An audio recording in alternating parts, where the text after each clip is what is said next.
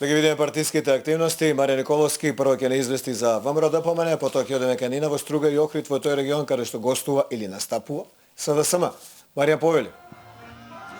Добро вечер, Латас. За неполни 45 минути треба да почне вториот централен митинг на коалицијата на ВМРО ДПМН во зборната единица број 1 овде во општина Центар на платото пред Олимпискиот базен. Пред малку во финиш е претходниот митинг кој што се одржуваше во општина Киселабода, каде што исто така вечерва оваа коалиција одржуваше митинг.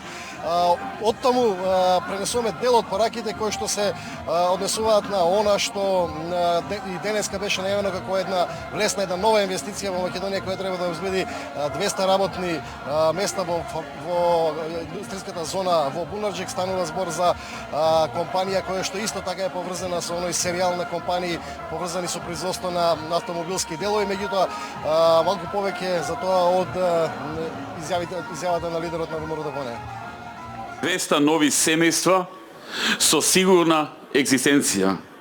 И ние продолжуваме во она што имаме резултати и она што ги решава проблемите на граѓаните. А тоа е отворање на нови работни места и обезбедување на сигурна иднина на што поголем број граѓани на Република Македонија, во случајов на Скопје. Драги пријатели, тоа е нашата ориентација во сиве овие години. Бевме посветени на она што најмногу го тишти македонскиот народ и граѓаните на Македонија. А тоа е економијата, тоа е отворањето нови работни места, зголемувањето на платите, пензиите, социјалната помош, субвенциите и така натаму. Зашто конкретно станува збори за кој тип на компанија, гледаме од прилогот во продолжение. Нова инвестиција за 200 нови работни места. Турската компанија Чагатай Кабло ќе гради фабрика во зоната Бунарџик. Се работи за компанија која произведува електроника за автобуси и земјоделска механизација, а во Скопје доаѓа како добавувач на Ван Хул, белгискиот производител на автобуси. Собственикот на Чагатай Кабло Засител вели дека во Македонија ги носат поволностите за инвестирање во зоните, поддршката од надлежните институции, но и младиот и стручен кадар. Ние отворивме својата компанија, тука регистриравме све. Почетокот на 2017 планираме да почнуваме со градба и да завршиме тек во 2017. 20.000 метри квадратни парцела зедовме со долгорочно закуп. Така да планираме прво со 100 вработени да бидеме, со 3 милиона инвестиција во 2017 и после тоа да се прошириме до 6 милиони евра инвестиција и со 200 работени. Првичниот контакт со турската компанија е остварен благодарение на собственикот на Ван Хул. Директорот на зоните вели дека позитивното искуство на постоечките инвеститори е клучно за земјава. Основните инвеститори, тие со нив полека но сигурно донесуваат и нови инвеститори кај нас за директно производството кое е поврзано со нивните потреби да може да биде алоцирано веднаш до нивната фабрика овде во Македонија. Што во овој случај на вистина првиот контакт дојде лично од Филип Ван Хул, кој тој ни кажа еве компанија со која ние треба да соработуваме и сакаме да соработуваме во Македонија, да дојде и да најдете заеднички начин околу инвестирањето. Производите на Чагатай Кабло ќе ги купува Ван Хул, но и ќе се извезуваат на европскиот пазар. Тоа ќе значи раст на извозот од земјава за сметка на увозот, затоа што уште еден производ кој досега се набавувал од странство ќе се произведува во земјава. Компанијата работи за Мерцедес и за сите големи производители на автобуси и трактори и друга земјоделска механизација. Во Турција вработува над 300 работници. На митингот пред поддржувачите и симпатизерите на ВМРО ДПМН во Киселабода зборуваше и носителот на изборната единица број 1 на оваа коалиција Никола Поповски. Гледаме изводот од неговиот говор.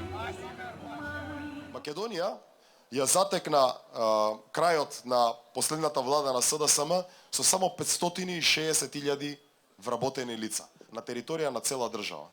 Денес има 720.000 луѓе кои работат во Република Македонија. Тоа е разлика од 160.000 луѓе.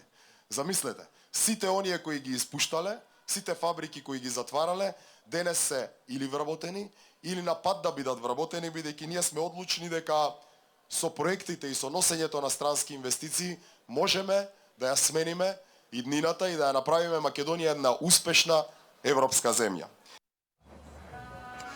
Пред вечерашните митинзи овде во Скопје, лидерот на ВМРО ДПМНЕ Никола Груевски, кој е практично носител во четвртата изборна единица, денеска беше повторно нателен меѓу гласачите во овој дел од Македонија, конкретно во Кавадаречко. Издвојуваме дел од неговите денешни пораки. Меѓу бројните мерки кои ги имаме за младите, предвидуваме и програма за кредитирање на предпријатија кои ќе вработат млади лица до 29 години.